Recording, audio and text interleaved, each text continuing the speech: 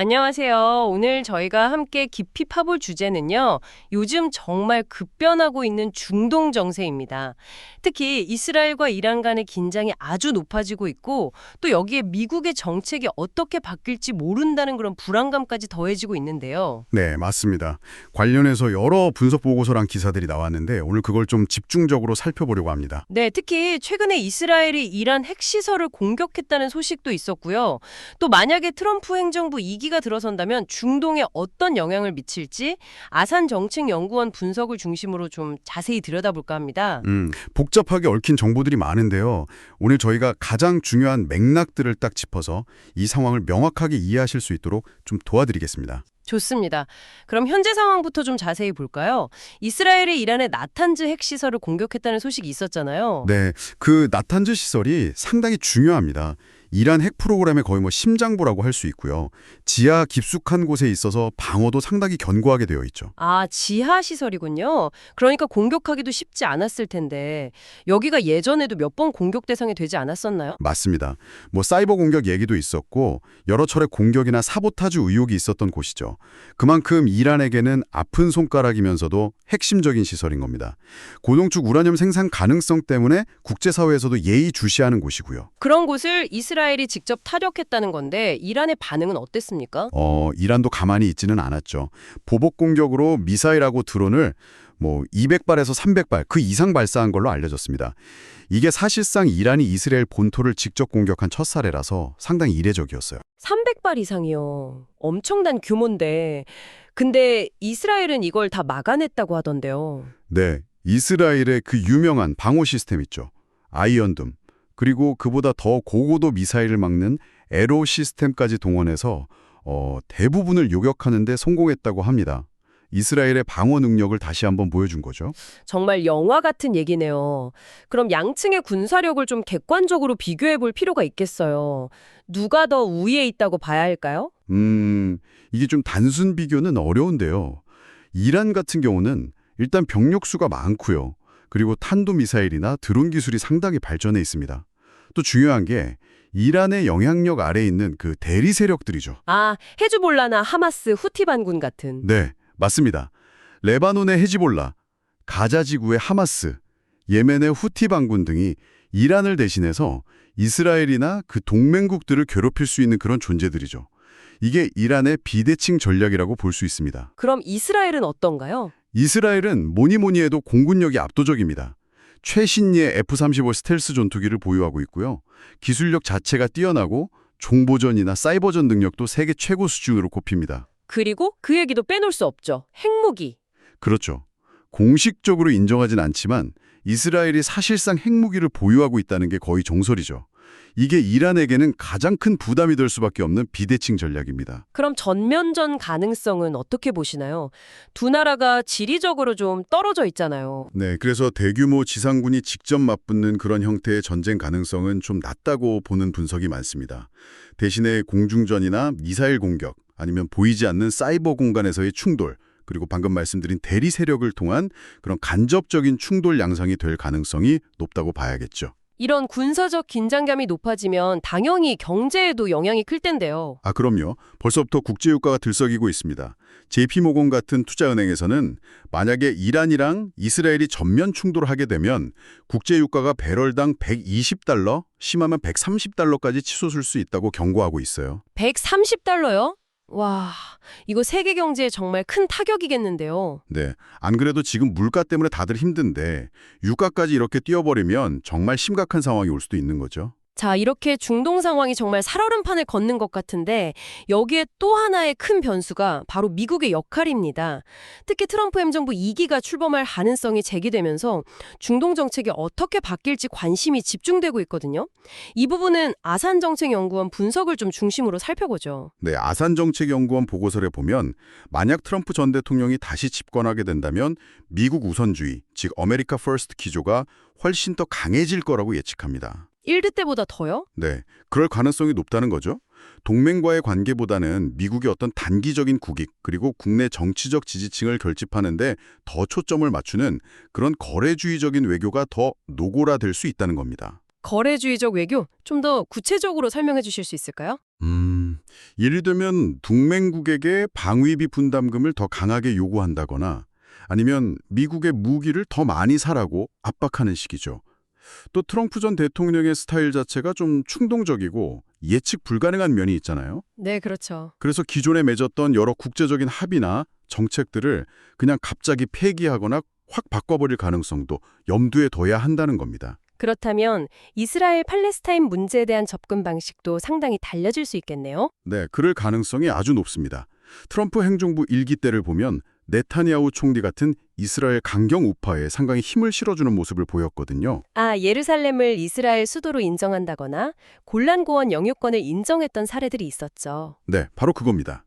그래서 2기가 출범하면 아마 이런 기조가 더 강화될 가능성이 크고요. 전쟁을 빨리 끝내라고 압박은 할 수 있겠지만 그 방식이 팔레스타인 측에는 상당히 불리한 방식일 수 있다는 거죠.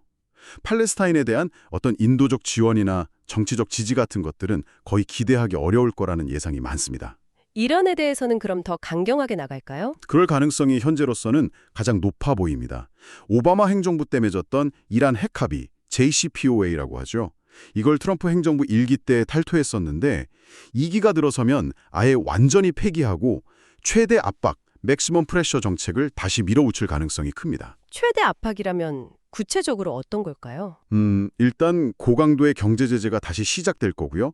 금융 제재, 석유 수출 제한 등등, 그리고 더 나아가서 군사적인 옵션까지도 고려할 수 있다는 분석이 나옵니다. 1기 때 이란 혁명수비대의 실세였던 솔레이마니 사령관을 암살했던 것처럼요. 와, 군사적 옵션까지요. 정말 예측이 어렵네요. 근데 또 트럼프 전 대통령의 특징이 이렇게 강하게 압박하다가도 갑자기 김정은 위원장 만났던 것처럼 이란 최고 지도자와 극적인 대화를 시도할 가능성도 전혀 배제할 수는 없습니다. 워낙 예측 불가능한 스타일이라서요. 정말 종잡을 수가 없군요. 그럼 사우디아라비아나 UAE 같은 걸프 지역 동맹국들과의 관계는 어떻게 될까요? 이들 국가와는 아마 더 노골적으로 거래를 하려고 할 겁니다. 미국 무기를 많이 사주면 안보를 어느 정도 보장해주겠다, 이런 식이죠. 인권 문제나 민주주의 같은 가치 문제는 거의 거론하지 않을 가능성이 높고요. 그럼 걸프 국가들 입장에서는 나쁘지 않은 거 아닌가요? 꼭 그렇지만도 않습니다. 아산 보고서에서 중요한 지적을 하는데요. 트럼프 행정부 1기 때 사우디의 핵심 석유 시설이 드론 공격을 받았을 때 미국이 굉장히 미온적으로 대응했던 사례가 있거든요. 아, 맞아요. 그때 좀 논란이 됐었죠. 네.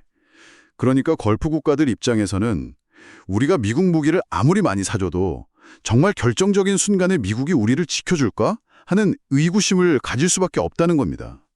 미국의 안보 공약에 대한 신뢰도 문제가 생기는 거죠. 그럼 그 결과는 어떻게 나타날 수 있을까요? 결국 미국의 영향력만 믿고 있을 수는 없으니 다른 강대국들과의 관계를 강화하려는 움직임으로 이어질 수 있습니다. 예를 들면 중국이나 러시아와 좀 더 밀착하는 거죠. 외교 다변화라고 할 수 있겠습니다. 미국의 중동 내 역할 축소 가능성도 계속 제기되고 있잖아요. 이라크나 시리아 주둔 미군 철수 같은 문제들요. 네, 그것도 중요한 포인트입니다. 미국 우선주의에 따라서 중동 문제에 개입하는 비용을 줄이려고 할 가능성이 높기 때문에 이라크나 시리아에 있는 미군을 좀 더 빨리 철수시킬 수도 있습니다. 근데 그 과정에서 동맹국들과의 협의나 이런 것들이 좀 부족할 수도 있겠네요. 그럴 수 있죠. 트럼프 행정부 1기 때 시리아에서 미군 철수를 갑자기 결정하면서 그때까지 미국을 도와 IS 격토에 앞장섰던 쿠르드족 동맹을 사실상 버리는 듯한 모습을 보였거든요. 이런 식의 일방적인 결정이 또 나올 수 있다는 우려가 있습니다. 동맹국의 안보 상황을 충분히 고려하지 않을 수 있다는 거죠. 반면에 긍정적인 측면은 없을까요? 트럼프 행정부 1기의 성과라고 평가받는 아브라함 협정 같은 거요? 네. 그 부분은 이어갈 가능성도 있습니다. 아브라함 협정은 이스라엘과 UAE, 바레인 등 아랍 국가들 간의 관계를 정상화시킨 건데요. 이 흐름을 이어서 사우디아라비아와 이스라엘 간의 관계 정상화 같은 더 큰 그림을 추진하려고 할 수도 있습니다. 이건 역시 트럼프 입장에서는 자신의 외교적 치적으로 내세울 수 있는 부분이니까요. 그렇군요. 참 복잡합니다. 정리를 좀 해보면 지금 중동은 이스라엘을 지원하면서도 더 큰 전쟁으로 번지는 것은 막아야 하고 또 이란의 대리 세력들은 견제해야 하는데 민간인 피해는 줄여야 하고 네. 거기다가 미국은 또 중국 견제를 위해서 인도태평양 지역에 집중하고 싶은데 중동의 동맹국들도 관리를 해야 하는 아주 어려운 딜레마 상황에 놓여 있는 거죠. 그런데 트럼프 행정부 2기가 들어선다면 이런 복잡한 고려보다는 좀 더 단순한 힘의 논리나 단기적인 거래에 기반해서 움직일 가능성이 크다는 거군요. 네, 아산 보고서는 그렇게 분석하고 있습니다. 여기에 또 하나의 변수가 더 있죠. 바로 이란과 러시아의 관계입니다. 그 두 나라가 요즘 부쩍 가까워지고 있다는 얘기가 많던데요. 맞습니다. 서방의 제재를 같이 받고 있는 처지다 보니까 군사기술을 서로 교류하고 경제적으로도 협력을 강화하고 있습니다. 특히 우크라이나 전쟁에서 이란제 드론이 사용되면서 이게 또 부각됐죠. 이 이란 러시아의 밀착이 중동 지역의 힘의 균형은 물론이고 국제 정세 전체에도 또 다른 중요한 변수가 되고 있습니다. 정말 여러 변수들이 얽히고 설켜 있네요. 결국 예측 불가능성이 너무 커지는 것 같습니다. 네, 그렇습니다. 트럼프식 외교의 예측 불가능성, 그리고 지금 현재 고조되고 있는 군사적 긴장, 이 두 가지가 맞물리면서 중동 정세의 불안정성이 그 어느 때보다 심화될 수 있다는 우려가 큰 상황입니다. 오늘 저희가 함께 살펴본 자료들을 종합해보면요. 지금 중동은 이란과 이스라엘 간의 직접적인 충돌 위험이라는 아주 심각한 위기와 함께 미국의 정책이 어떻게 크게 바뀔지 모른다는 거대한 불확실성, 이 두 가지 중첩된 위기에 직면해 있다는 것을 알 수 있습니다.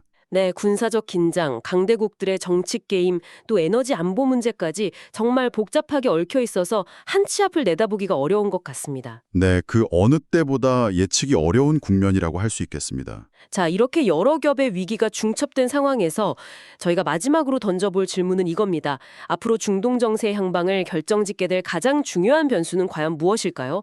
미국의 정책 변화일까요? 아니면 이란과 이스라엘, 사우디 같은 영내 라이벌 국가들의 관계가 더 격화되는 것일까요? 그것도 아니라면 러시아나 중국 같은 외부 세력의 개입이 더 큰 변수가 될까요? 여러분도 한번 이 질문에 대해 곰곰이 생각해 보시면 오늘 저희의 논의를 마무리하는 좋은 방법이 될 것 같습니다.